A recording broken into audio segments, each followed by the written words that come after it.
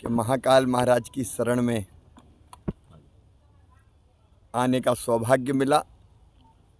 कल राजस्थान में चुनाव प्रचार समाप्त करके फिर मेरी स्वाभाविक इच्छा थी और बाबा ने बुलाया था, तो उनके चरणों में प्रणाम करने, उनका आशीर्वाद लेने हम सब लोग आए और उनके चरणों में यही प्रार्थना की कि मध्य प्रदेश की जनता और देश की जनता भी सब सुखी हो, निरोग हो, मंगल हो, कल्याण हो और उनका आशीर्वाद ऐसा मिले कि सबका कल्याण लगातार जारी रहे। ये अद्भुत नगरी है और महाकाल महालोक की शोभा न्यारी है। तो मैंने कभी जी भर के महाकाल महालोक देख ही नहीं पाया। आज यहाँ से इच्छा हो रही कि मैं थोड़ी देर रुक के देखते हुए जाऊं और जगह जगह फोटो भी खिंचाऊं। आज मन आनंद से भरा हुआ है, रोम रोम पुलकित है।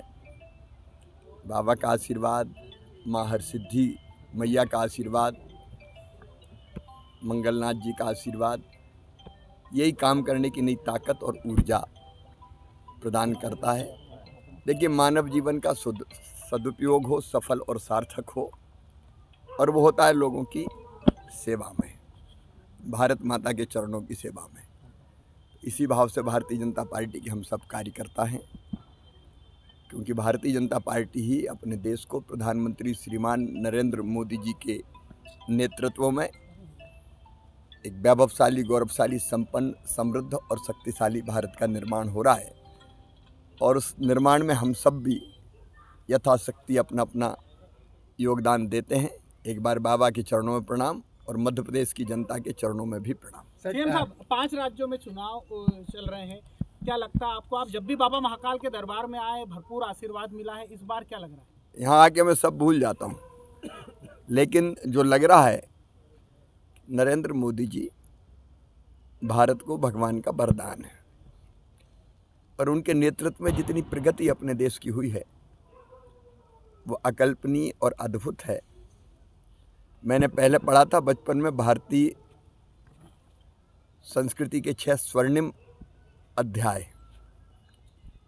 अगर स्वर्णिम अध्याय आज मैं कहूँ सबसे बड़ा, तो नरेंद्र मोदी जी के नेतृत्व में भारत की प्रगति और विकास का, भारत के गौरवगान का और भारत को विश्वगुरु के पद पर अधिष्ठित करने का हो रहा है।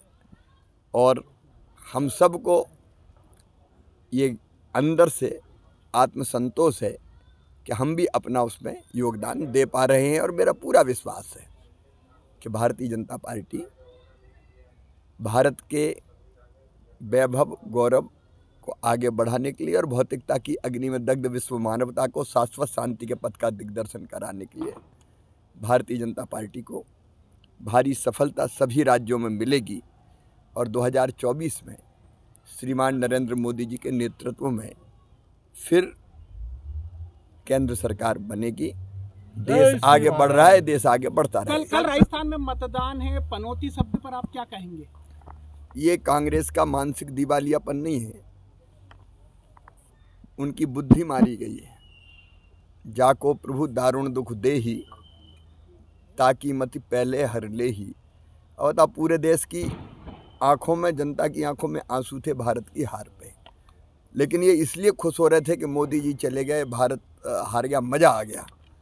अब ये भाव तो देश द्रोह की सीमा तक जाता है। एक तरह से देश की जीत पे जब देश की करोड़ों लोग आंखों में आंसू लिए, ऐसा असह दर्द और दुख झेल रहे थे, तब वो खुशी मना के व्यंग कर रहे थे कि मोदी जी चले गए। मोदी जी ने समाज के हर वर्ग और खिलाड़ियों का भी जितना ध्यान रखा है, खेल को बढ़ाने के जितने प्रयत्न किए, पहले भारत में कभी नहीं हुए। और हमारी टीम शानदार 10 मैच लगातार जीती। अब क्रिकेट बाई चांस होता है, एक आध हार गए तो कौन सा आसमान टूट गया, लेकिन हर चीज को कैसे भुना ले मोदी विरोध में, तो ये अंधे हो गए हैं। सचमुच में राष्ट्रीय शर्म हो गए हैं राहुल गांधी जी।